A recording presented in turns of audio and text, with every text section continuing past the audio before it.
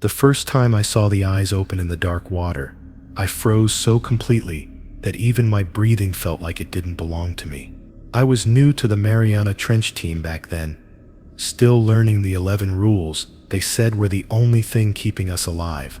I didn't understand why every veteran whispered about them, as if speaking too loudly might wake something. But I remember the first time I broke one of the rules, and how the water around our sub seemed to shift, as if something had been waiting for that mistake.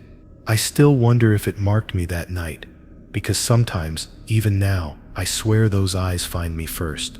I learned Rule 1, never shine your light toward the trench floor unless you want something to look back at you on my first full descent shift.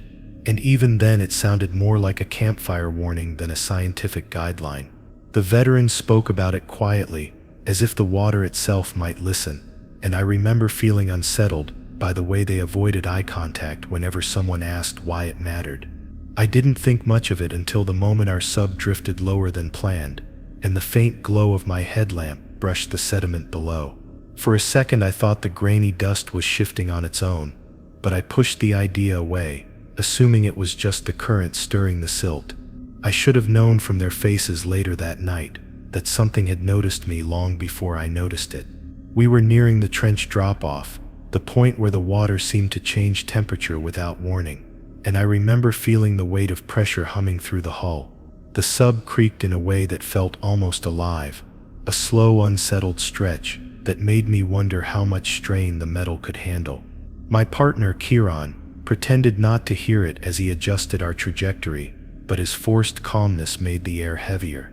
I tried to distract myself by watching the instruments, following the soft pulse of depth readings, yet my eyes kept drifting back to the viewing panel, as if something outside wanted my attention.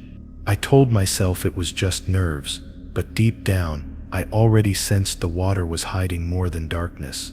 The thing about the Mariana Trench is that it doesn't feel like you're entering a natural structure.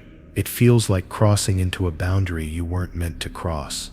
Every meter deeper makes you feel more like an intruder, and every shift in the water feels deliberate, almost sentient.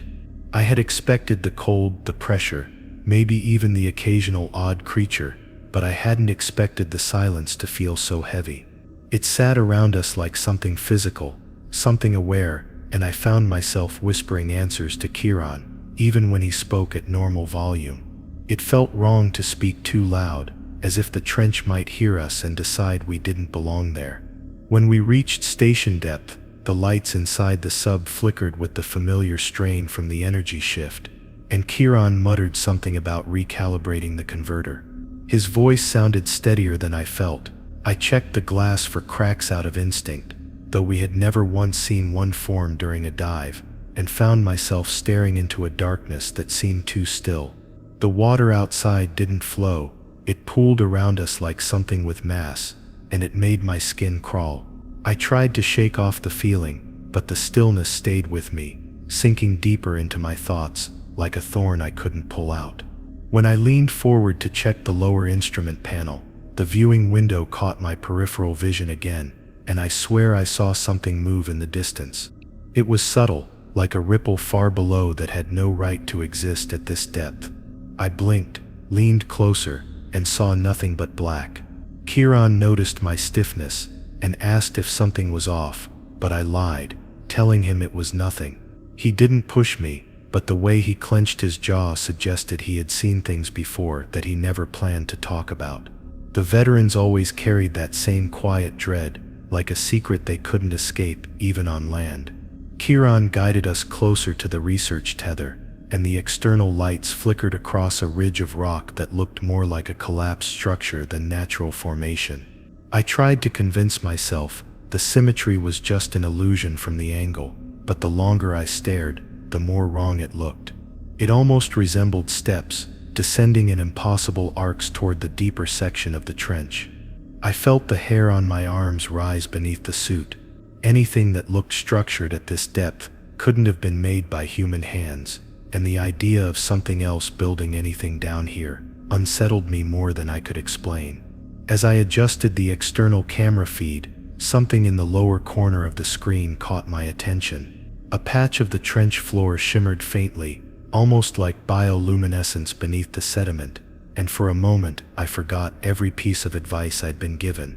I leaned forward, squinting, trying to decide if my eyes were playing tricks on me. The glow pulsed once, slow and deliberate, like a heartbeat. The instinct to aim my headlamp downward hit me before logic did, and I reached for the control. My hand stopped midair as a chill ran down my spine, the weight of Rule 1 hammering through my memory.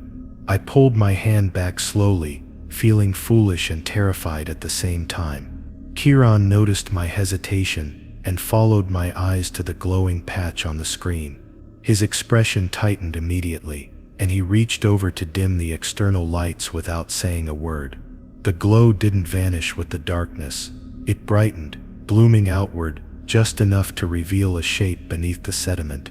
I couldn't see details, only the outline, but it resembled something folded, like a creature curled into a shape no animal should take. The water around it trembled faintly, the same way it does when something large displaces it nearby, and I felt my chest tighten as if the pressure outside had somehow slipped inside. The glow faded after a moment, as if whatever was beneath the surface had settled again, and Kieran finally spoke, though his voice was barely more than breath. He said we were too close to the drop-off and needed to reposition before something reacted to our presence. I didn't argue, neither of us acknowledged what we'd seen, but the silence between us grew colder, sharper, as if admitting it aloud would give it permission to surface. I stared at the viewing panel for several long seconds, half expecting that glow to return, but the darkness stayed still. It didn't comfort me, it felt like waiting. Kieran adjusted our position, and the sub drifted away from the ridge, but the image of that glowing mound stayed carved into my mind. I kept wondering if it had noticed us in the same way I felt aware of it. The veterans always said the trench had a way of seeing people long before they ever saw anything real, and I used to laugh it off as superstition, but after that moment, I stopped laughing. Something about the way the glow moved, slow, aware, patient, made me realize the warnings weren't meant to frighten newcomers. They were meant to keep the trench from knowing too much about us. As we stabilized near the tether, the hull vibrated with a low rhythmic thrum, like something enormous shifting somewhere below. The sub always made sounds under pressure, but this was different. This wasn't strain, this felt alive. Kieran stiffened, but he pretended to focus on the controls, refusing to look at me. I recognized the expression. He didn't want to acknowledge a sound he couldn't logically explain. The trench had a way of making smart people act like children who refused to check the dark corners of their room. I understood the instinct, but it didn't make the sound any less real. I looked back toward the abyss, and that's when I saw it. Two faint reflections deep below the sediment line, spaced too perfectly apart to be random. They were motionless, steady, and angled directly upward toward us. I didn't move. I didn't breathe. For a moment, I felt as if my body had been carved from the same cold metal as the hull itself. Those reflections weren't light bouncing from rock. They were eyes, wide open, watching, waiting. I felt something inside me sink, as if my heartbeat had dropped into the trench with them. Kieran followed my gaze and went completely still, the calmness draining from his expression instantly. He whispered for me not to move, though neither of us were capable of moving anyway. The eyes didn't blink, they didn't shift, they simply watched us, unhurried, as if they had all the time in the world. Then, with agonizing slowness, something beneath them shifted, rippling the sediment in a smooth upward curve. It was rising. Both of us reached for the control panel instinctively, but whatever was below us moved faster than thought. The eyes closed in unison, not fading, but folding into the darkness like they were never there at all. The sediment settled as if nothing had disturbed it, leaving no trace of movement, no sign of what had been watching us. Kieran exhaled shakily, and I realized I had been holding my breath the entire time. Even with the eyes gone, the pressure inside the cabin felt heavier, more suffocating, and the silence outside the sub felt sharper, like a blade resting against the hull. I didn't know if the creature was still below us or if it had slid deeper into the trench, but I sensed its attention lingering. It knew we were here now. The glow didn't return, the vibration didn't continue, but something had changed in the water, a shift that felt almost emotional, like disappointment, or curiosity, or hunger. I kept staring into the abyss, long after the instruments told us we should return to the station. The darkness had always been unsettling, but now it felt personal, as if something inside it was remembering me the same way I remembered it. Even as Kieran prepared the ascent, I couldn't shake the feeling that the creature still had its eyes open somewhere below, waiting for the moment we shined our lights again. And that was the moment I understood why Rule 1 existed, and why the veterans never joked about it. The trench floor isn't just dangerous, it watches, it remembers, and sometimes, if you're not careful, it waits for you to come back. The trench changes you long before you ever see what lives inside it. And on my third descent, I finally understood why everyone repeated Rule 2. Never shine your light into an uncharted abyss, like a prayer whispered between clenched teeth. The moment I passed the pressure line where sunlight could never reach, that rule echoed in my head louder than the hum of the submersible. The abyss wasn't just darkness. Darkness can be familiar, survivable. This was something deeper. A void that seemed to react to presence, almost breathing with the ocean around it. I didn't want to shine my light into that hollow patch of nothingness, but something about it felt too deliberate, too perfectly shaped to be natural. And curiosity, that fatal flaw shared by every marine biologist, pressed against my ribs, like a warning I chose to ignore for just a second too long. The first sign that something was wrong came from the instruments. Our sonar pulses, normally sharp and rhythmic, hit a wall of silence. They didn't echo back, didn't bounce, didn't return. Instead, they vanished into the trench, as if swallowed by something absorbing sound itself. I stared at the monitor, tapping the screen, trying to convince myself it was a malfunction. But nothing in our equipment had ever behaved this way. The abyss didn't reflect, it consumed. And in the crushing quiet, I felt the water around the sub grow heavier, as if something massive had drifted near us, just outside the visible range. My partner on the mission, Lyle, noticed it seconds after I did. He leaned forward, his breath fogging the edge of his helmet visor. Eyes narrowed. "There's movement down there," he said, voice trembling despite the comm stabilizers. But the problem was that there wasn't movement. There were distortions, flickers, places where the darkness bulged and then softened, like something was shifting behind a curtain. Shapes without edges, mass without definition. We weren't looking at the abyss, we were looking at something behind it. Then the temperature dropped. Our gauges plummeted so violently, the alarms chirped, once before the cold muted them. Frost beaded inside the metal frame near our hands. I felt a tremor pass through the water, not a quake. Quakes rumble and shake. This was a slow, deliberate ripple, like the trench exhaled. Lyle reached for the external lights, fingers trembling, and I slapped his hand away. He looked at me like I'd lost my mind. Maybe I had, but instinct screamed louder than logic. If something that size was hiding in the dark, the last thing we wanted was to draw its attention. The ocean doesn't reward curiosity. Down here, curiosity kills, but the abyss wasn't done with us. Our sub lurched sideways, violently enough to slam us into the restraints. Not a current, not turbulence. A pull, a drag. Like a hand made of pressure had curled around the hull and wanted to bring us closer. I felt the metal strain beneath me, heard it creak under forces it wasn't designed to withstand. Lyle's breathing grew erratic, quick, sharp inhales. He whispered something under his breath. Maybe a prayer, maybe a curse, maybe both. I tried stabilizing the thrusters, pushing against whatever force was dragging us. The engines groaned. The pressure gauges trembled at the red line, but then suddenly, the pull stopped. Not gradually, instantly. The ocean stilled as though an unseen command had been given. the kind of silence that feels wrong, intentional, watching. Something scraped the hull, not claws, not metal. Something softer, slicker, like wet tendrils dragging themselves across the surface. Feeling, mapping, testing. The scraping circled us, slow and unhurried. I imagined enormous eyes studying us, unblinking and ancient, weighing whether we were prey or something else. Then the faintest luminescence appeared in the abyss, not because we lit it, because it lit itself.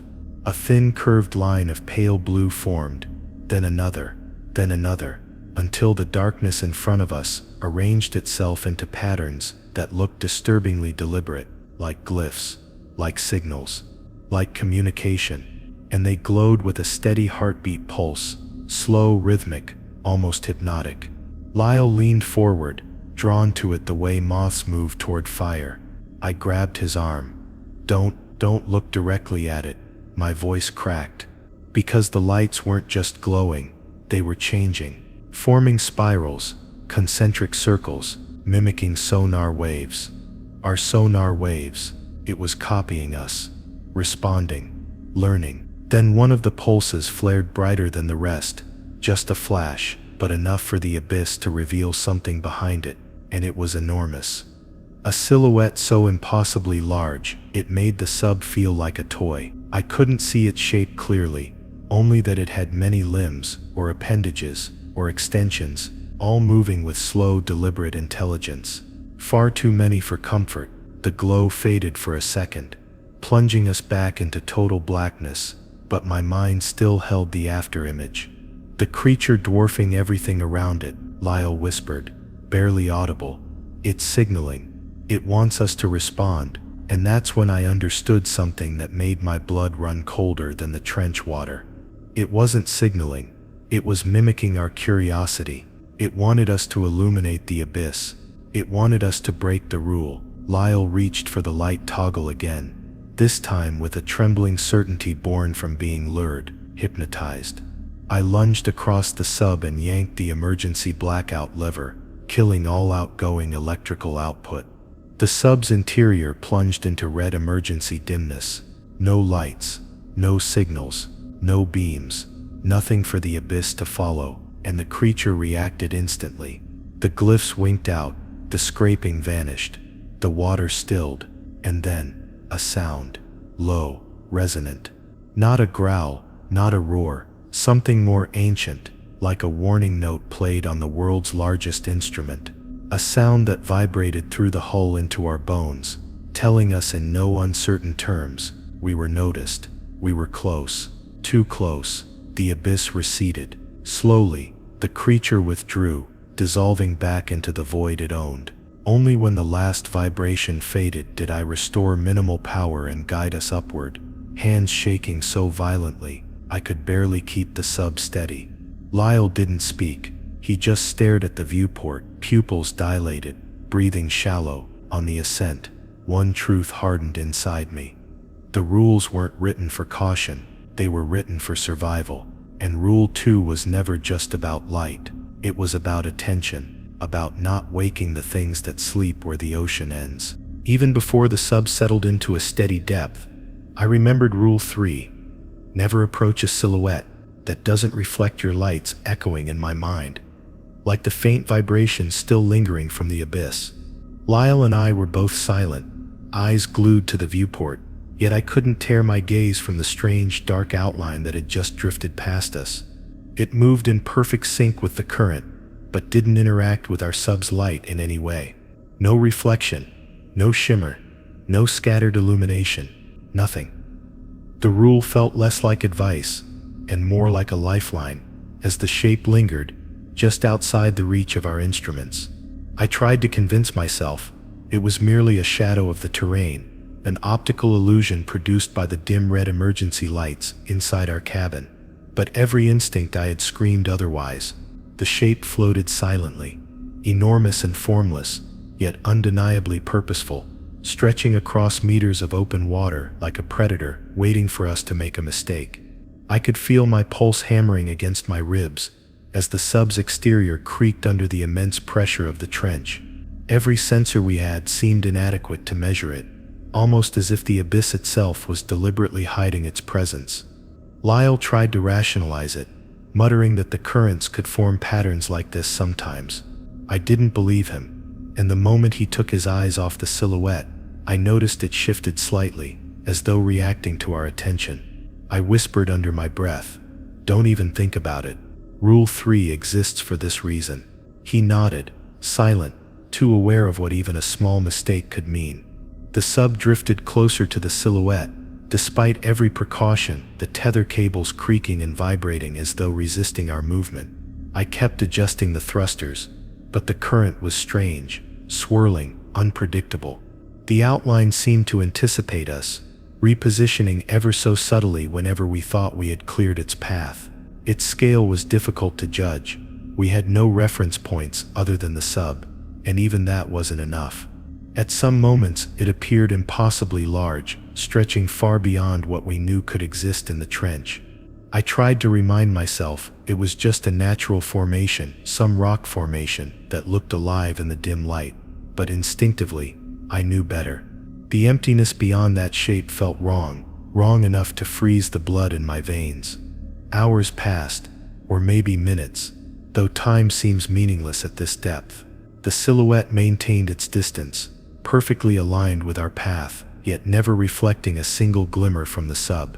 It moved with purpose, not like a creature struggling against the current, but like a hunter letting us know it was aware. I couldn't stop imagining countless eyes beneath the surface of that shadow, all watching, calculating.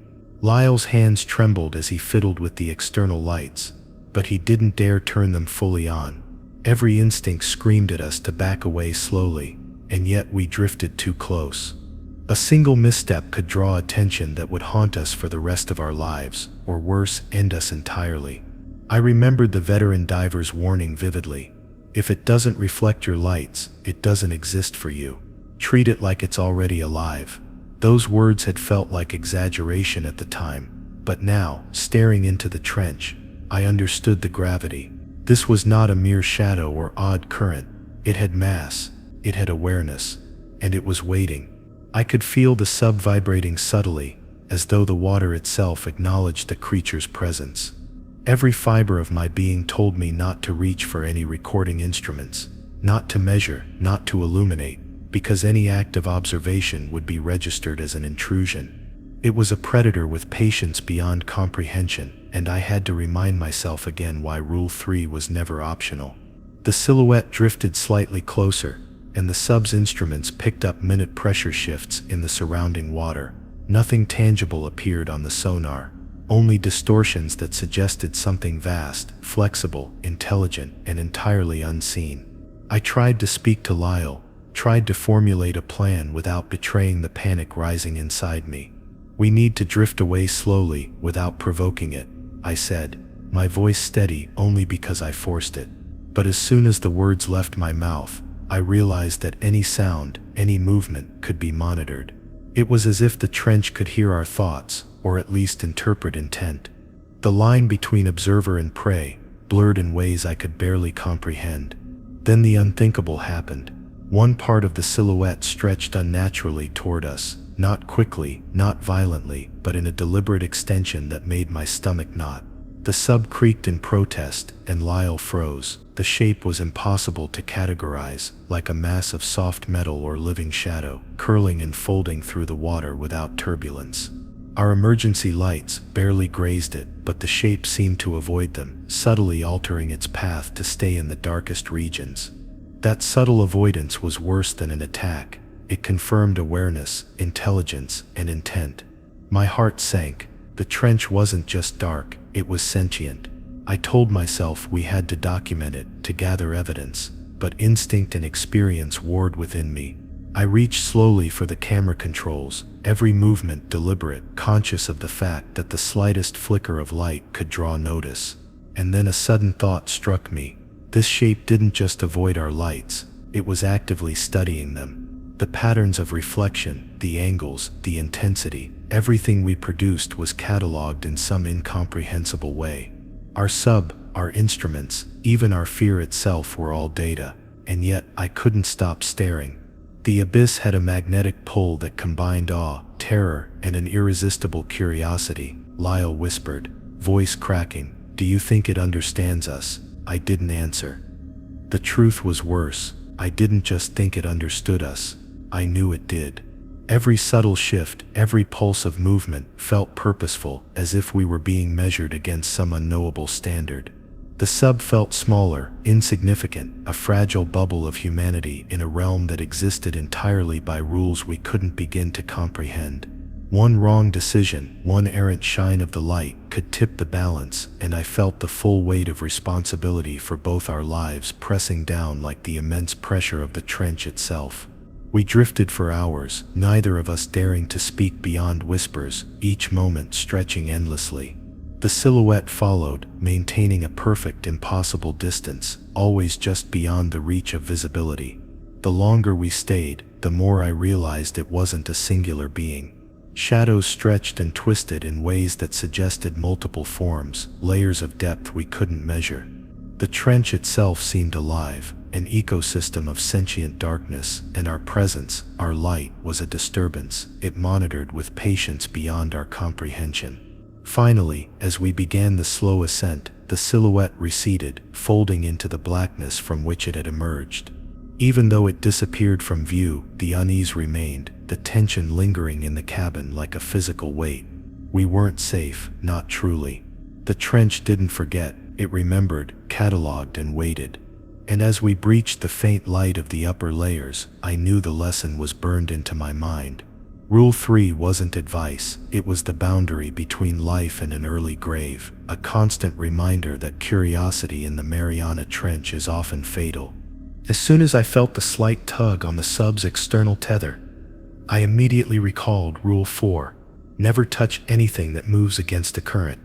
The words echoing like a mantra in my mind. Even from the safety of the cockpit, I could sense something in the water behaving unnaturally, resisting the relentless pull of the trench currents. My fingers hovered over the controls, trembling, knowing that one impulsive movement could provoke whatever lurked just beyond the edge of the lights. Lyle glanced at me, eyes wide, recognizing the tension in my posture. The water seemed almost alive, rippling subtly in ways that defied normal fluid dynamics. Something down there was moving deliberately, against nature, and I knew that reaching out, even with a probe, would be catastrophic. The sub's sonar picked up tiny pressure anomalies, scattered yet deliberate, like invisible fingers testing the hull. I gripped the armrest tighter, trying to steady my racing thoughts. "It's testing us," I whispered to Lyle, though he already knew. He kept silent, watching the instruments with a tense intensity. The anomalies appeared random, but I could feel a pattern forming, a rhythm almost imperceptible until you let your mind stretch into the abyss. Each shift against the current seemed to communicate a message we couldn't comprehend. Even the most seasoned veteran divers had warned that the trench wasn't just home to unknown creatures. It was home to something that measured patience, understanding, and awareness far beyond human cognition. I debated whether to redirect the sub slightly, but instinct screamed against it. The tug intensified, slow yet insistent, pulling the craft off course toward a shadowed region beneath a jagged ridge. Lyle adjusted our thrusters minutely, attempting to counter the pull, but the movement was subtle, almost imperceptible to the sensors. The sub's lights barely grazed the surface, yet the water itself seemed to thicken, resist, and contort in response. It was as if something unseen was guiding us, manipulating the currents, testing boundaries. I swallowed hard, remembering again the warning embedded in Rule 4, the way it had been drilled into us during orientation, a rule written in lives lost and never fully explained. I leaned closer to the external camera feed, scrutinizing every shadow, every flicker of movement. One portion of the trench floor appeared to bulge subtly, like a fabric being stretched from below. The irregularity followed the current, but also resisted it, creating a paradox of motion. I considered extending the manipulator arm, curious to feel it, but the instant the thought crossed my mind, a shiver ran down my spine. The water's resistance was no accident, it was deliberate. Even at this depth, something was aware, observing, and calculating. I clenched my jaw, forcing my hands to stay in place. One misstep could trigger a cascade of consequences we wouldn't survive. Hours passed with no sudden movements, only a subtle, omnipresent awareness pressing against the hull. I tried to breathe normally, though every exhale felt labored, almost as if the water itself resisted the air leaving my lungs. Lyle kept a watchful eye on the instruments, adjusting controls cautiously, but his hand trembled ever so slightly. The anomaly beneath us shifted again, slowly, purposefully, curling against the current in a way that seemed to beckon or challenge us. I recalled the stories the veterans told, the divers who reached out, who touched what they shouldn't, and the silence that followed them. I didn't want to become one of those stories. Then something brushed the hull, a thin, sleek appendage moving against the natural flow. My stomach clenched. I froze. The sub trembled slightly under the touch, but it was gentle, almost teasing. Lyle swallowed audibly. "It's testing your reaction," he whispered. I nodded, though my throat felt tight, my thoughts scrambling for rationality. It wasn't just a creature, it was a sentient presence, gauging us, evaluating our respect for the rules. And even as I realized this, a part of me wanted to reach out, to prove we weren't afraid. I caught myself just in time, forcing the hands back, remembering vividly Rule 4 and the fates it had claimed before me. The tug became more pronounced, coaxing us toward a narrow crevice that seemed unnaturally formed. My heart hammered, the current around the ridge swirled strangely, as if responding to some unspoken directive. I could feel the tension building, the kind that made time stretch impossibly long. The sub's lights illuminated a small section of the crevice, revealing shapes that seemed almost alive, pulsating with an inner rhythm. I resisted the urge to extend the manipulator arm, though the temptation burned fiercely. I knew better. Touching anything that moved against the current was a test of discipline, and failure had consequences I couldn't yet comprehend. Minutes felt like hours as the presence lingered. I noticed subtle ripples along the sub's hull, patterns that didn't match the flow of water. It was communicating in a language of pressure and movement. Lyle shifted slightly, breaking my focus, and I saw the shape pulse in response, retreating just enough to remind us of its awareness.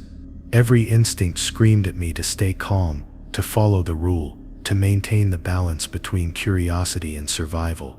The trench was a sentient entity, a predator of patience, and we were intruders in its domain. A single touch, a single misjudgment, could draw attention in ways we would never escape. Suddenly, one of the appendages flicked upward, startling me, though it was slow and deliberate. The sub rocked slightly, and I felt the raw power of the thing below us. My stomach turned. It wasn't hunting in the conventional sense. It was testing, measuring us. Our adherence to Rule 4, the realization sent a chill through me, far colder than the trench water ever could. I could almost feel it watching, counting, recording our every hesitation and impulse. The manipulator arm remained locked in place, my hands trembling as I forced them to obey reason over instinct. We drifted past the crevice slowly, every motion calculated to avoid provoking any additional responses. The appendage followed at a distance, undulating gracefully, a constant reminder that we were being observed. My mind raced with questions, none of which I dared to speak aloud. The creature, or whatever it was intelligent beyond comprehension, operating on a scale of patience that made human time meaningless. I knew we weren't safe until we left the area completely, but leaving too abruptly might also trigger attention.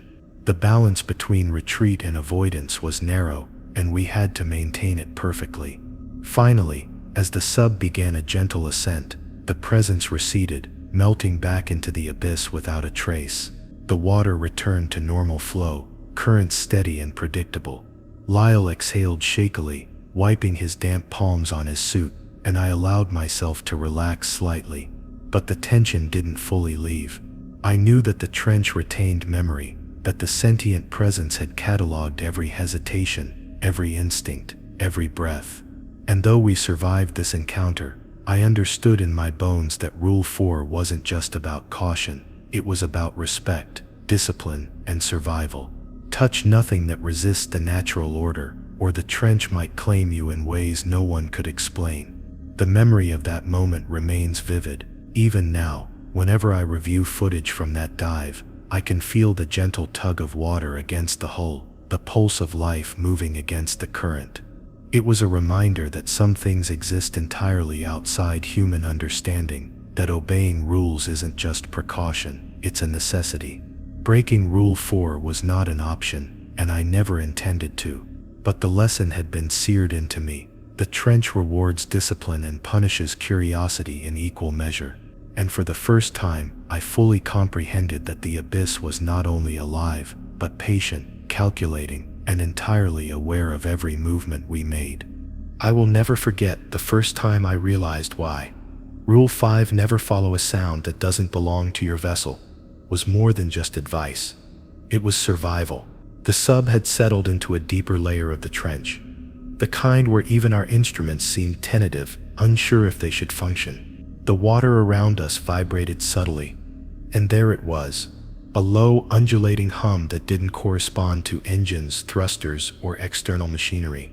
It resonated through the hull, almost intimate in its tone, and for a moment I was tempted to track it, to follow it down into the abyss.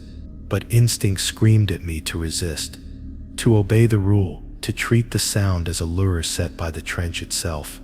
Lyle noticed my hesitation and mirrored it, recognizing the danger before I could even voice it. The sound pulsed irregularly, alternating between near silence and subtle intensity, almost as if it were breathing. Every few seconds, the hull seemed to vibrate in perfect rhythm with it. It was impossible to determine its origin. Not machinery, not currents, something organic and intelligent, existing below the limits of comprehension. My mind screamed warnings. I gripped the console, heart hammering. "It's not for us," I whispered, echoing what I knew the veterans had meant when they drilled Rule 5 into us. It was a test of discipline, curiosity, and restraint, and any deviation could lead to consequences we couldn't survive. Despite the danger, my eyes kept flicking to the viewing panels, searching for movement, for any clue. The abyss offered none. Shadows twisted in impossible shapes, flowing with the subtle currents, as though mocking our presence. The hum continued, beckoning in ways that triggered the deepest instinct to investigate. I clenched my jaw, repeating the rule silently. Lyle's hand hovered over the controls, ready to respond if the sub shifted unexpectedly, but neither of us dared move toward the sound. We both knew that following it would be a mistake, yet the tension of restraint was almost unbearable. Minutes felt like hours as we drifted, maintaining a cautious trajectory while the mysterious vibrations enveloped us. It wasn't continuous, never predictable, but always there, teasing and manipulating perception. The sub's instruments picked up micro-pressure changes, subtle shifts that suggested a massive presence moving beneath or around us. The sound was deliberate, controlled, designed to test our responses.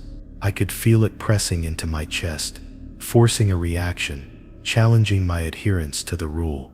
My fingers ached to reach for the external lights, to illuminate the source, but I couldn't. Doing so would break the rule, and survival depended on obedience. Suddenly the sub tilted slightly, as if drawn toward the origin of the hum.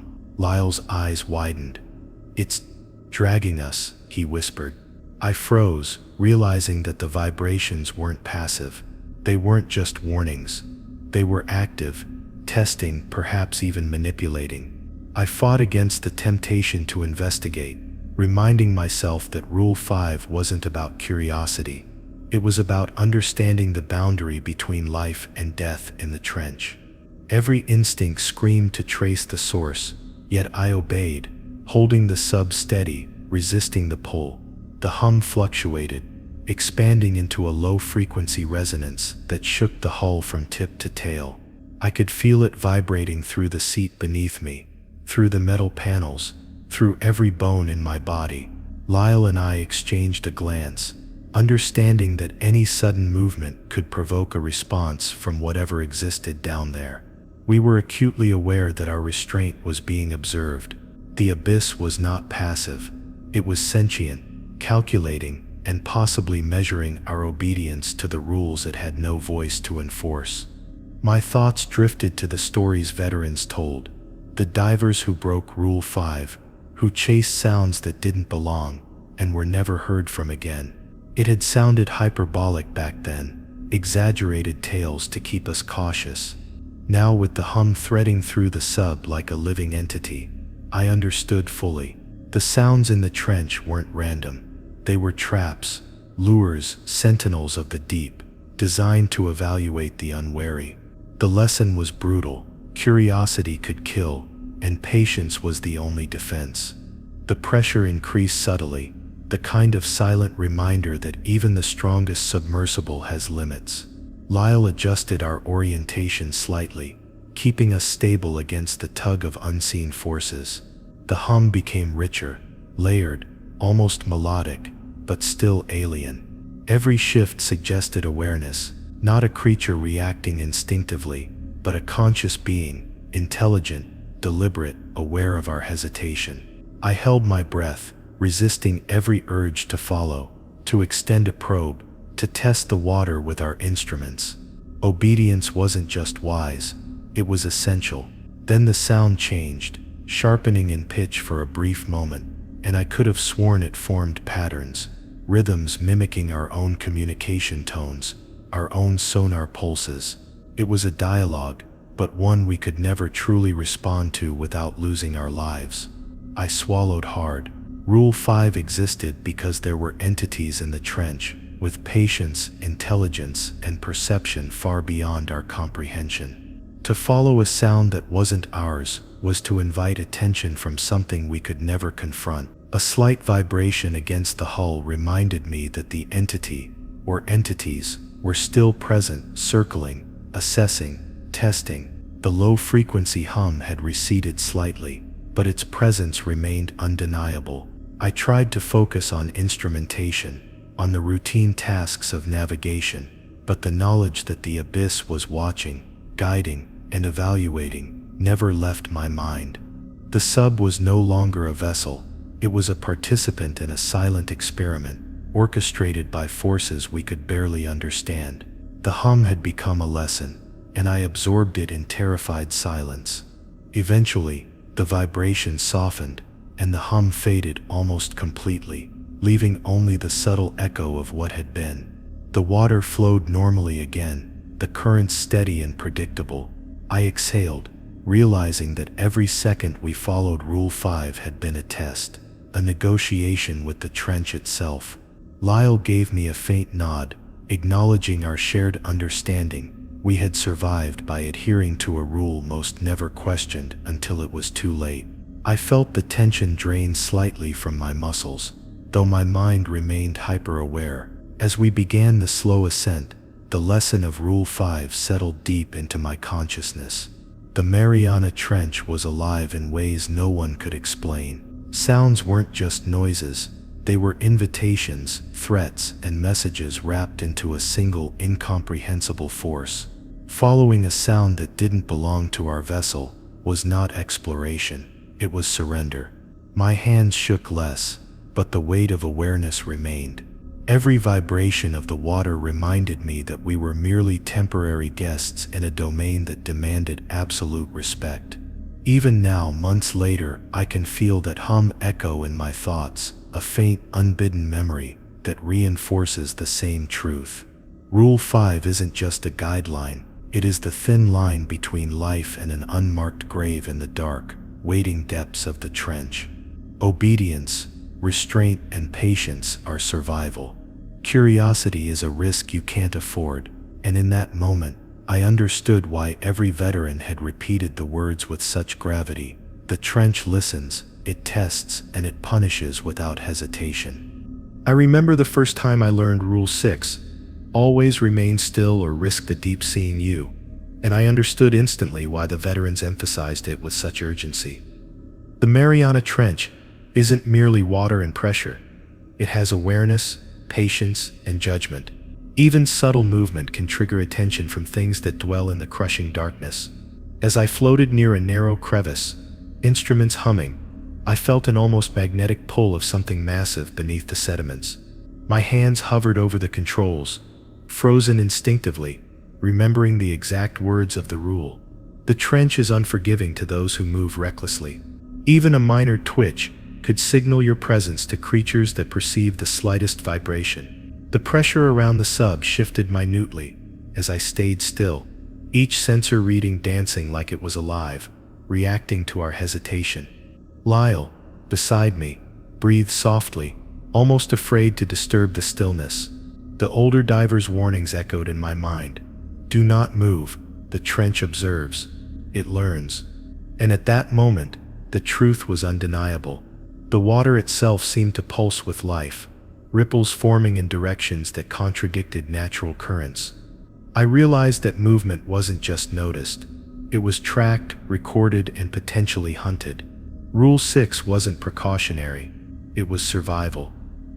Hours passed as we hovered motionless. The trench around us shifted subtly, not violently, but purposefully. Shadows moved along the rock walls, dark shapes sliding across the seabed, never fully revealing themselves but always present. I could feel them, though I couldn't see them clearly. The sub creaked softly under the immense weight of water, and each sound seemed amplified by the trench, echoing like the footfalls of something enormous pacing beneath the depths. I whispered to myself, "Do not move," repeatedly, as if saying the rule aloud could somehow anchor our stillness. Even Lyle nodded quietly, understanding the stakes. The trench punishes haste, and curiosity can be fatal. A low vibration traveled along the hull, subtle yet unmistakable, synchronized with the dark currents around us. I realized the trench wasn't passive. It tested patience, obedience, and restraint. Every subtle movement of ours would have been observed and remembered. The crevice we drifted near seemed to respond to our presence, expanding and contracting like a breathing organism. My mind raced, imagining what lay just beyond the visible frame of our lights. The lessons of Rule 6 were not just theoretical. They were enforced through the most terrifying mechanisms imaginable. Motion invites observation, and observation in the trench often precedes elimination. I held the sub steady for what felt like an eternity, each second pressing like hours against my nerves. Lyle's fingers twitched occasionally, and I felt a pulse of dread every time, forcing him to freeze. Every groan of the sub's metal reinforced the need for obedience. It was no longer instinct. It was a survival strategy. I imagined divers who ignored this rule, moving for just a second too long, and the creatures noticing, converging silently from every corner of the abyss. It was not immediate attack, but a patient, creeping consequence. The trench remembers, and so do its denizens. Gradually, the ripples and currents began to stabilize. The shadows receded slightly, giving us a wider berth, but the lesson remained clear. Movement is a declaration in the trench. To act without consent is to invite scrutiny. Lyle whispered, "We made it," but I knew it wasn't over. The trench only allows temporary reprieve. Rule 6 is a constant test, a reminder that restraint is more powerful than action in these depths. Even the smallest twitch could have betrayed our presence, altered the sequence of observation, and put us at mortal risk. I learned that stillness isn't passive, it's active vigilance. Our senses heightened, every instrument reading became critical, every vibration a potential warning. The trench and its unseen inhabitants watch for patterns, habits, and impulses. Staying motionless is not waiting, it's living with intention under immense pressure, knowing the smallest error can be your last. As we slowly drifted away from the crevice, the water around us seemed to relax, the oppressive tension easing just enough to move slightly, deliberately, still conscious of every twitch, every shift. Obedience to Rule 6 had saved us that day, but the memory of the trench's silent attention would never leave me. Even now I recall the weight of that rule whenever I descend. The lessons of the deep are etched into my mind. Motion can betray you, curiosity can end you, and stillness can preserve life. Rule 6, always remain still or risk the deep. Seeing you is not a suggestion, it is the boundary between survival and disappearance. Every diver who survives the Mariana Trench respects it implicitly, knowing that the abyss has patience far greater than ours, and judgment far beyond human comprehension. As soon as I glimpsed the yawning mouth of the cavern, I remembered Rule 7: never enter a cavern that breathes, whispered countless times in briefing sessions, but never fully understood until this moment. The opening was enormous, jagged rock forming teeth around a black void, with currents flowing in and out in rhythmic pulses that mimicked inhalation and exhalation. My instruments showed temperature fluctuations and pressure changes that seemed deliberate, almost sentient. Lyle was frozen beside me, staring at the cavern's entrance as if he could feel it breathing. The sub's lights barely illuminated the edges, and even from this distance, the cavern seemed alive, almost aware of our presence. My stomach churned. Every instinct screamed to turn away, yet the abyss had a gravitational pull that made retreat feel impossible. The moment we hovered near the opening, the sub's hull vibrated gently, in sync with the cavern's pulse. Each wave of motion was subtle yet undeniable, like the slow exhalation of a giant living being. I realized then that Rule 7 was about more than physical danger. It was psychological. The cavern seemed to anticipate our thoughts, our hesitations, even our fears. Lyle's hands shook slightly as he reached for the thrusters, but I gripped the controls to keep him steady. A faint, wet echo came from deep inside, almost like whispering breath, but it wasn't wind or current. It was deliberate, controlled and aware. The realization hit me. Entering the cavern would mean stepping into the domain of something conscious, something alive in ways we could never fully comprehend. I debated whether to skirt around the entrance or explore further with cameras, but even the smallest movement seemed to provoke a response. The cavern pulsed again, slower this time, almost like it was warning us away.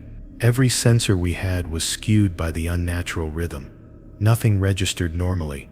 I thought about the divers who had ignored this rule in stories. No one ever returned. Their reports, the ones that were vague and fragmented, always ended abruptly when they described the breathing. The stories had been warnings, not myths. The trench wasn't just water, rocks, and pressure. It was alive, and it judged intruders by their obedience to its rules.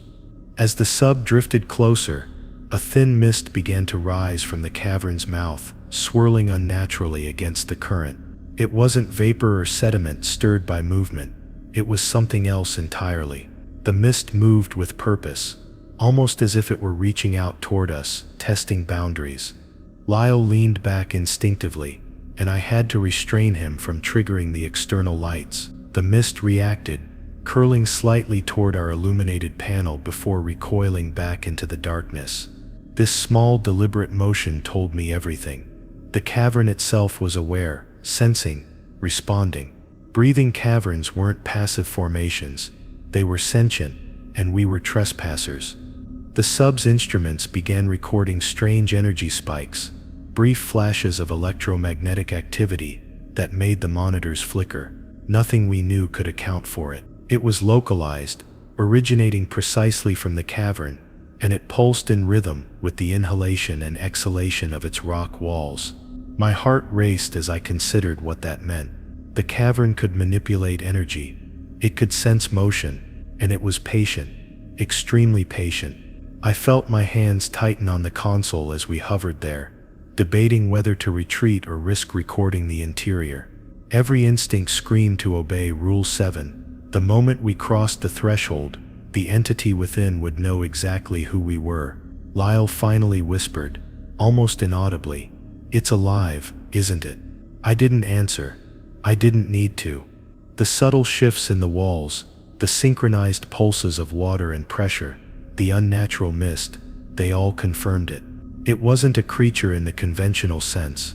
It was something older, something that had existed long before humans ever descended into these depths. It was aware of us as much as we were of it, measuring our intent, our discipline, our courage, and our fear. And like everything else in the trench, it expected obedience. Breaking Rule 7 would not only endanger our lives, it could leave a permanent mark on the trench's memory. For hours we hovered outside the cavern, every movement deliberate, every breath controlled, knowing that the cavern was testing us. Lyle tried to monitor the energy spikes, to measure and rationalize, but I shook my head. Any attempt to quantify or interact would be noticed. We were not explorers in this domain. We were guests, fragile and temporary. Even the slightest sound from our own vessel resonated back with eerie timing, synchronized with the breathing rhythm, making it clear that the cavern could perceive more than just visual or mechanical cues. It could sense presence itself, and our very existence was a test.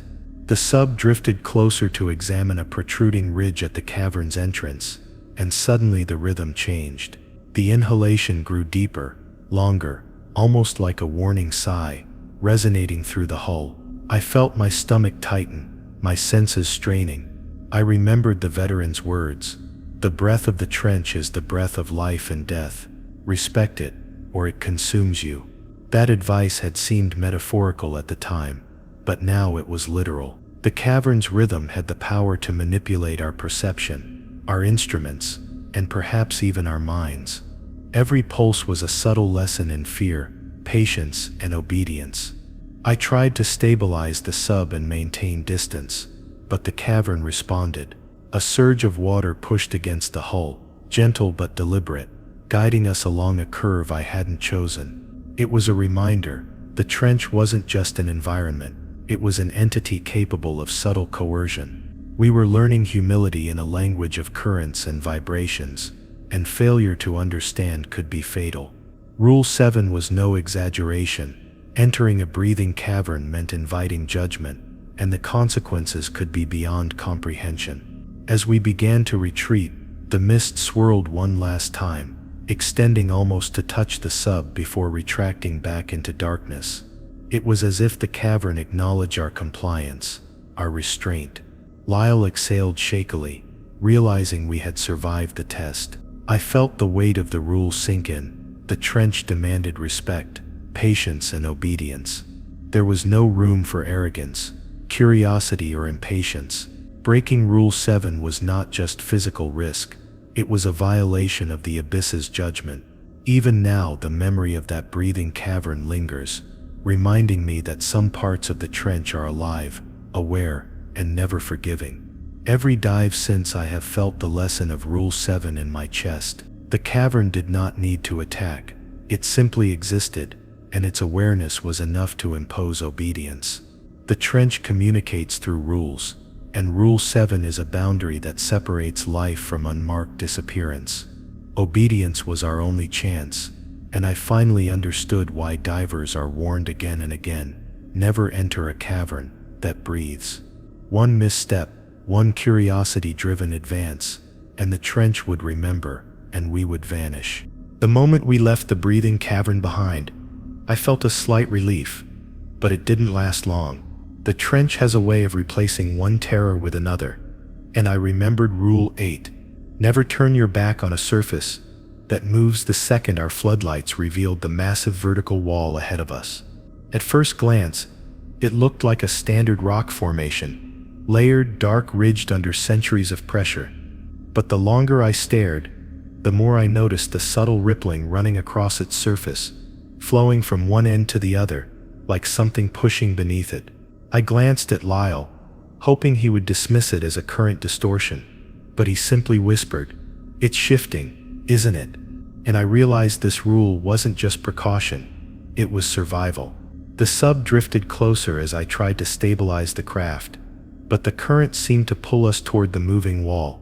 The ripples grew more defined, sliding across the rock face, like the surface of a massive creature breathing beneath a thin membrane. Every instinct inside me screamed to keep the sub facing it, to never let it out of our sight. The veterans had warned us that surfaces like these aren't geological formations, they're organisms pretending to be. I adjusted the thrusters slowly, every movement deliberate, knowing that if we turned our back to it, even for a moment, the trench might take the opportunity to strike. The moving wall had no visible eyes, no mouth, no limbs, yet it radiated a presence so strong it felt like being watched. I tried scanning it with sonar, but the readings came back warped, stretched, as if the wall absorbed the waves and returned distorted reflections. It didn't just move, it reacted. Lyle leaned forward, studying the patterns as they shifted again, slowly, methodically. The surface ripples weren't random, they formed lines, curves, almost symbols, like a communication too old or too alien for us to interpret. The thought that this wall might be studying us the same way made my hands tremble on the controls. I kept the sub perfectly angled toward it, refusing to risk a turn, even to adjust our trajectory. The trench wasn't passive tonight, it was observant. A low vibration passed through the hull, subtle but deliberate. It matched the timing of the ripples stretching across the wall, as if the structure was sending out a probe of its own, silently checking our position, proximity, and maybe even our attention. I swallowed hard. Lyle muttered, "It knows we're here," and the worst part was, I agreed. The moving surface was aware of us on a level deeper than instinct. The rules weren't warnings about physical dangers. They were instructions on how to behave around entities that observed, reacted, and judged silently. Turning our back on it would be an act of disrespect, maybe even a threat, and the trench didn't forgive those. A faint quiver passed through the rock-like exterior again, and a thin line of lighter texture slid upward like a vein pulsing beneath flesh. I kept the sub aligned with the movement, adjusting carefully, never breaking eye contact with the rippling surface. It felt like staring down a predator you knew would sprint the moment you turned away. Lyle reached for the rear thrusters, but I stopped him immediately. "Not yet," I whispered, though my voice trembled. Every fiber in my body felt the weight of Rule 8. We had to retreat slowly, deliberately, and never break line of sight. Not until the trench allowed it. The currents around us changed direction suddenly, flowing upward, then downward, then spiraling slowly around the sub. The shifting motions aligned perfectly with the wall's internal pulses, like synchronized breathing or rhythmic communication. The trench wasn't just alive, it was coordinated. The moving surface was part of a system, a network of living structures that responded to intrusions in unison. My chest tightened. Whatever this organism was, it was enormous, intelligent, and fully aware of our presence, and it didn't want us turning away, not yet. Lyle whispered, "What if we're waiting for permission to leave?" I hated that the idea made sense. The trench's rules weren't warnings, they were negotiations. We had to behave in specific ways to be tolerated here, like guests in a temple whose gods observed silently from the shadows. The ripples paused briefly, holding still in a way that made the silence inside the sub feel suffocating. Then slowly, the movements began again, gentler, spaced farther apart, almost like the organism was easing itself back into rest. I recognized the hint immediately. This was our moment to back away. I engaged the reverse thrusters, moving slowly, carefully, making sure we never rotated or shifted our angle. Every meter of backward movement felt like an eternity. The surface reacted with slow pulses that followed our retreat, but they didn't quicken or intensify, which meant we weren't provoking it. Each pulse seemed slower, calmer, as if acknowledging that we understood the rule and were leaving with respect. The trench didn't reward us, nothing here ever rewarded us, but it tolerated our withdrawal, and in the Mariana Trench, tolerance was the closest thing to mercy. As we continued our backward retreat, an unexpected shift occurred. A section of the wall peeled slightly outward, just a few inches, but enough for me to see what lay beneath. A dark layered membrane pulsed gently, moving fluidly like muscle rather than rock. A faint glow pulsated beneath it, rhythmic and warm almost like a heartbeat. The cavern had breathed. This structure lived. This wasn't the wall of a canyon. This was part of something colossal, something ancient, something that had likely watched countless intruders over centuries. And it only reacted violently when ignored or disrespected. Turning away was a violation of its rules. My breath shook as I kept the sub steady. If the creature wanted to, it could envelop us, crush us, consume us, but it didn't. Instead, it slowly folded the open membrane back into place, returning to the deceptive rock-like surface it used to blend into the trench. It wasn't hiding from us, it was withholding its true form, and that, more than anything, terrified me. The trench held secrets we weren't meant to see, and the organism had chosen to show just a glimpse, a reminder of how insignificant we were down here. We drifted farther back, until the wall's rippling movements blurred into the darkness. Only then did I allow the sub to pivot slightly, maintaining dignity in the turn, as if showing respect one final time. Nothing chased us, nothing pursued, but the pressure around the sub shifted gently, like a warning carried by the water itself. The trench remembered every action, every mistake, every moment of hesitation. Rule 8 existed because several divers had turned away, believing the wall to be harmless stone, until it moved. As we finally cleared the area, Lyle exhaled shakily, pressing his head against the seat. "It let us go," he whispered. I didn't answer. I kept staring into the darkness, silently acknowledging the truth. It didn't let us go. It observed us, measured us, and decided, for now, we weren't a threat or an insult. But the trench keeps score, and I knew the organism behind the moving surface wouldn't forget the moment it watched us retreat. What terrified me more was the realization that every rule we followed wasn't about danger, it was about etiquette. The trench wasn't trying to kill us, it was teaching us how to behave in its world, and we were running out of rules to guide us. The moment we cleared the moving surface, a chilling awareness settled over me, and I recalled Rule 9. Never speak to the shadows in the water. It was supposed to be metaphorical at first. Advice against panicking, or trying to rationalize hallucinations. But now, after everything we had seen, it felt literal. The trench was dark, suffocating, a void where light barely dared to exist. Shadows moved unnaturally, not cast by anything we could see, gliding against the currents, slipping around corners of rock, following us silently. Lyle tried to make small jokes, breaking the tense atmosphere, but the shadows seemed to react, flickering in response to his voice. My stomach twisted. I had learned long ago that the shadows weren't illusions. They were aware, intelligent, observing even the subtlest vibrations or sounds we made. A faint ripple near the hull drew my eyes. The shadow stretched, elongated and twined against the current, following the same trajectory as the sub. I considered using the external cameras to illuminate it, but a voice in my head whispered the same thing the veterans had. Never speak, never call attention to yourself. Any recognition was dangerous.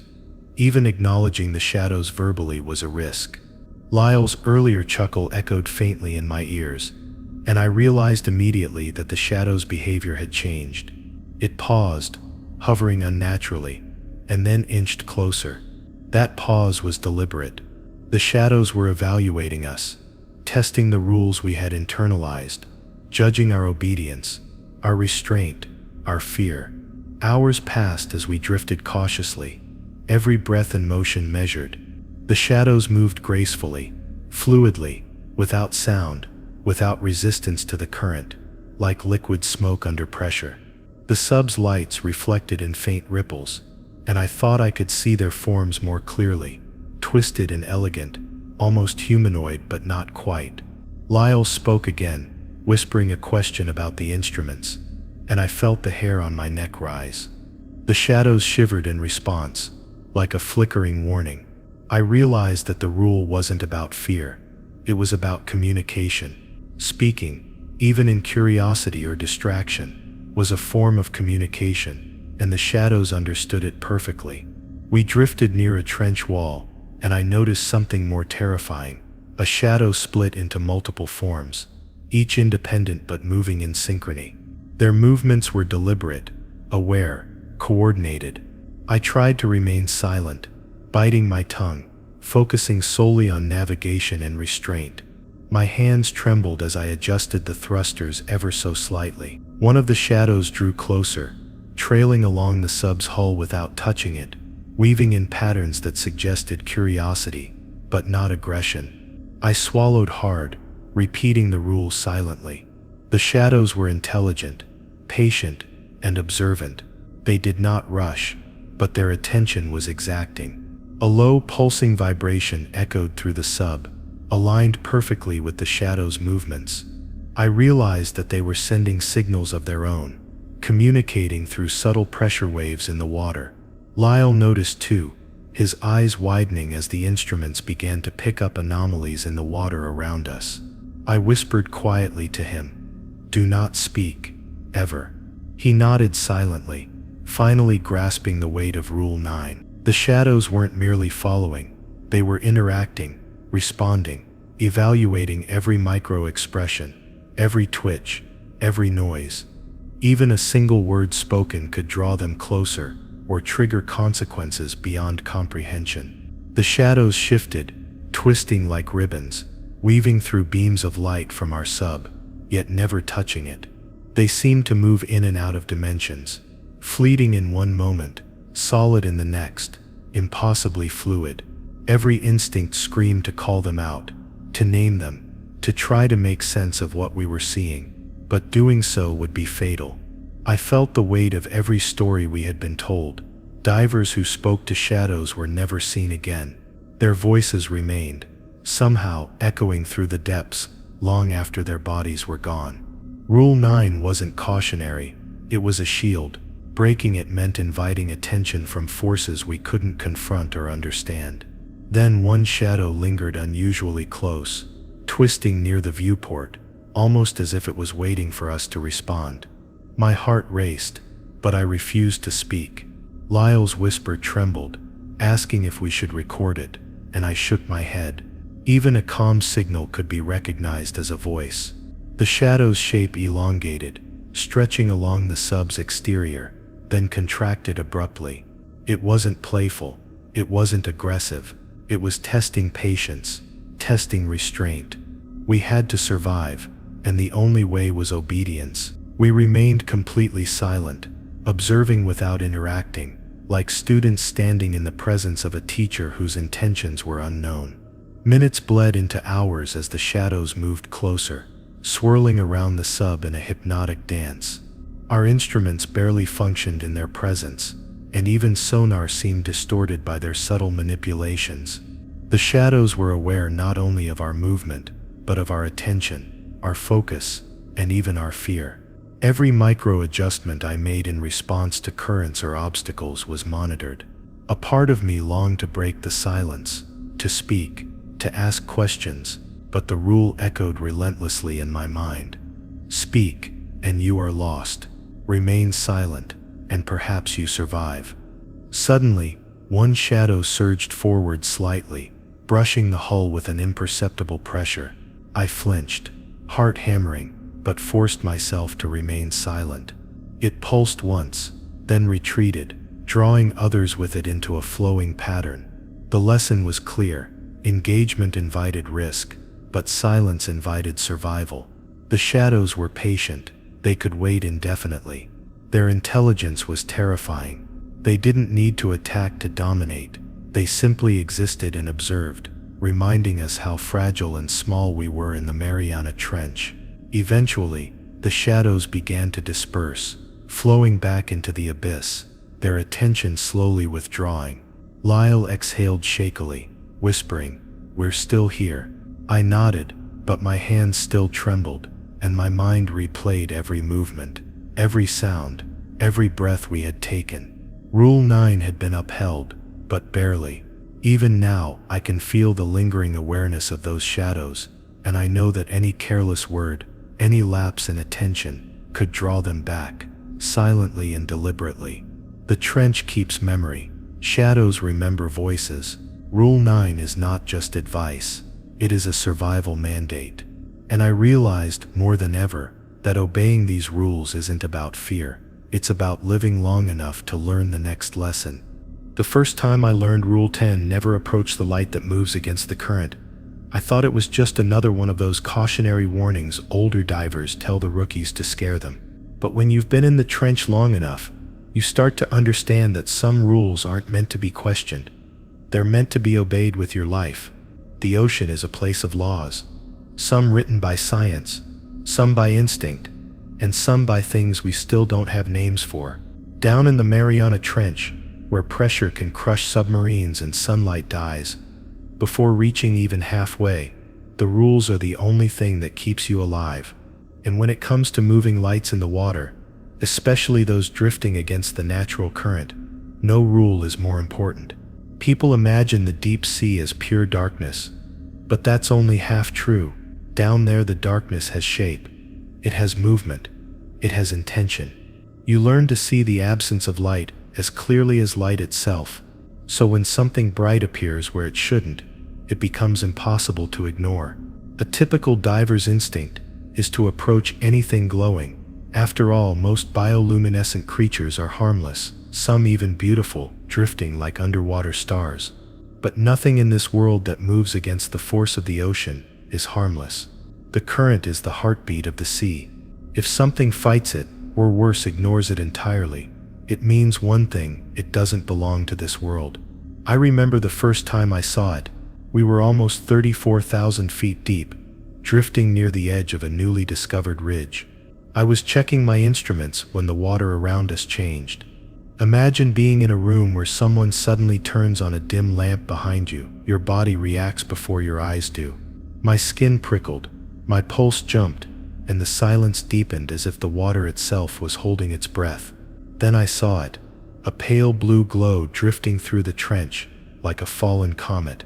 At first glance, it looked just like any other deep-sea creature, gentle, slow, drifting with the water.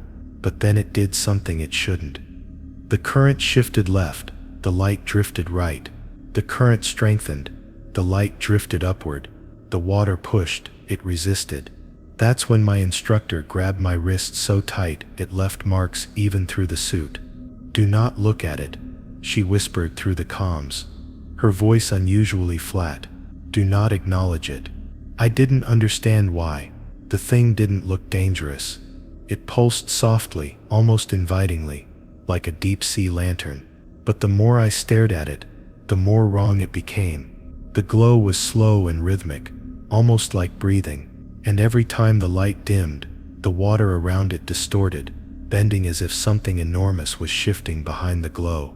It took me a moment to realize the bioluminescence wasn't the creature. It was a lure, a mask, a distraction. Something darker, larger, and shapeless hid behind it, using the glow as bait.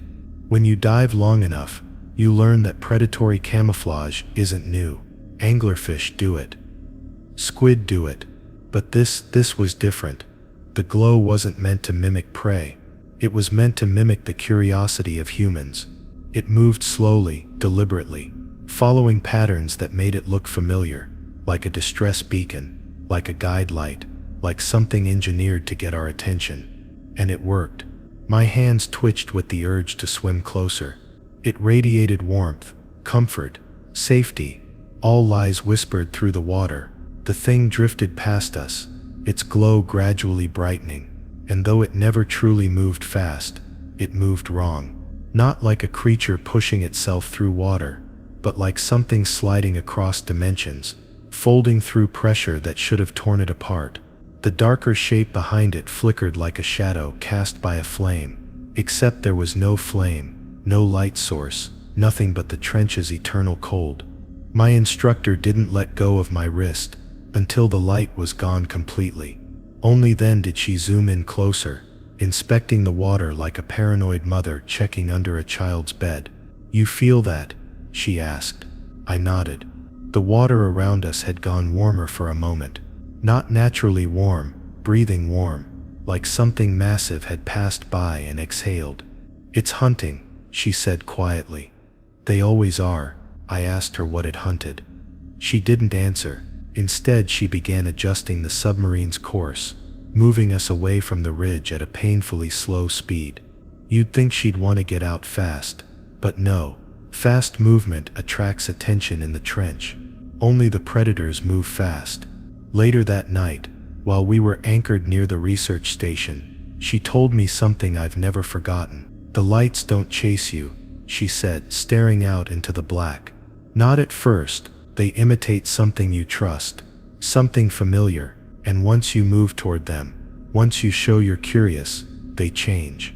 The glow goes out, the current stops, and you don't see the creature until you're inside its shadow. I asked her how many divers it had taken. She didn't know. No one did. All they ever found were torn cables, empty suits, and calm recordings filled with static, heavy breathing, and in some cases soft clicking sounds. The clicks were what haunted the most survivors, the sound of something tapping against metal, exploring, learning. The scariest part, the lights never appear in the same place twice. They're intelligent. They adapt. Every team that encounters one describes a different glow, blue, white, even soft green, but the behavior is always the same. It moves opposite the current, and it waits, patiently, silently.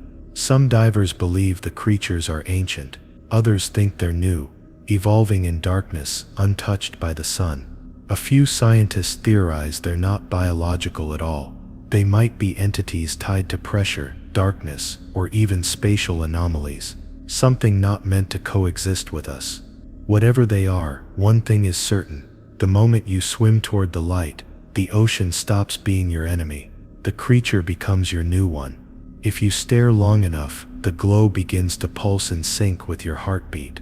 You feel a tug in your chest, a gentle pull, like someone calling your name from underwater. And if you answer that call, you're gone before you even realize you've moved.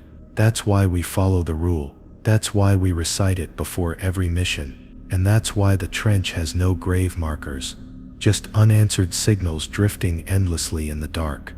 When I first learned Rule 11, if you hear the metal groan, do not move until it stops, I thought it referred to the submarine hull reacting to pressure, a normal thing at extreme depths. But the longer you spend in the trench, the more you understand that sounds down here don't behave the way they should. The groaning echo that travels through metal isn't always mechanical. Sometimes it's communication, sometimes it's warning, and sometimes it's something else entirely. Something pressing its weight against the hull, testing its strength, testing you. This rule isn't about avoiding structural failure. It's about something that listens for movement, something that senses vibration, something that waits for the living to start panicking. When you're 36,000 feet down, even silence feels heavy. You hear your breathing, your own heartbeat, and the endless suffocating stillness of the ocean. But when the metal groans, it cuts through that silence like a living thing. The first time I heard it, I was convinced the sub was cracking open. It was a long, low moan, like a door hinge the size of a mountain. Every instinct in my body screamed to stand up, check the panel, press every button I could. But the senior diver beside me slammed her hand onto my shoulder, forcing me still. Her face went pale as wax. She didn't look scared.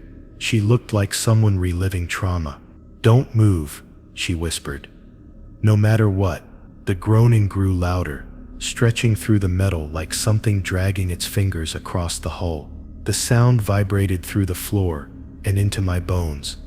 It felt close, too close. I kept expecting something to appear outside the viewing port, tentacles, teeth, eyes, but the water remained pitch black, undisturbed.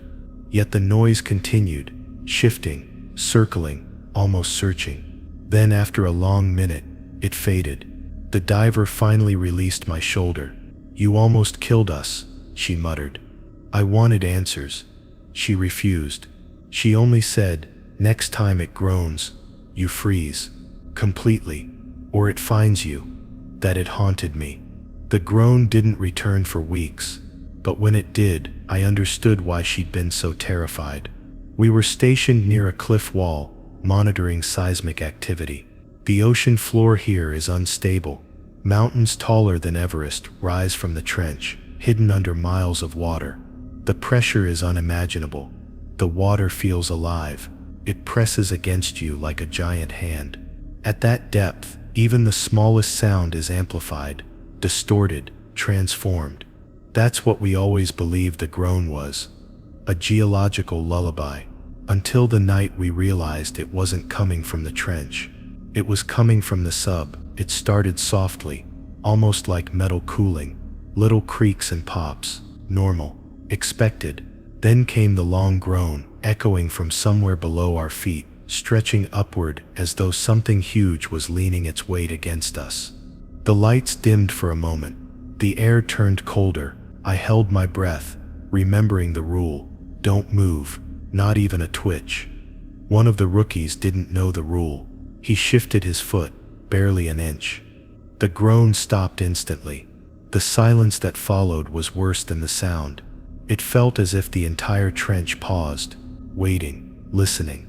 Then came a rapid series of sharp taps on the hull, precise, deliberate, as though something was tracing his movement from outside. Tap, tap, tap, pausing, then another tap. Closer. The rookie froze, every muscle locking in terror. We all stared at him, silently begging him not to move again. The taps traveled along the hull, circling us like a shark. The water outside rippled, faint but noticeable. The sensors caught something massive, bigger than our sub, passing through the sonar blind spot. But there was no shape, no outline, just pressure. An invisible weight shifting the water around us. Then the tapping stopped. What replaced it was far worse. A deep vibration rolled through the hull, so low it was almost below hearing range. You felt it more than heard it. It rattled teeth. It shook organs. It made your vision blur. It reminded me of a creature purring, but not in affection, in hunger. The rookie's fingers twitched. The vibration surged. I saw the metal dent inward beside him. Just a small shallow indentation, like a thumb pressing into soft clay. But at this depth, metal shouldn't dent. It should either hold or implode. The fact that something dented it, something with a gentleness that implied absolute control, froze the blood in my body. And then just as suddenly as it began, it all stopped.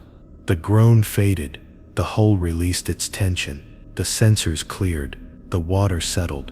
We waited 15 minutes before anyone dared breathe normally again. Afterward, the senior diver explained the truth, or at least as much as she understood. The trench isn't empty. The pressure isn't uniform. There are pockets, currents, and voids that don't follow physics. Some believe massive creatures, older than tectonic plates, move through these pockets.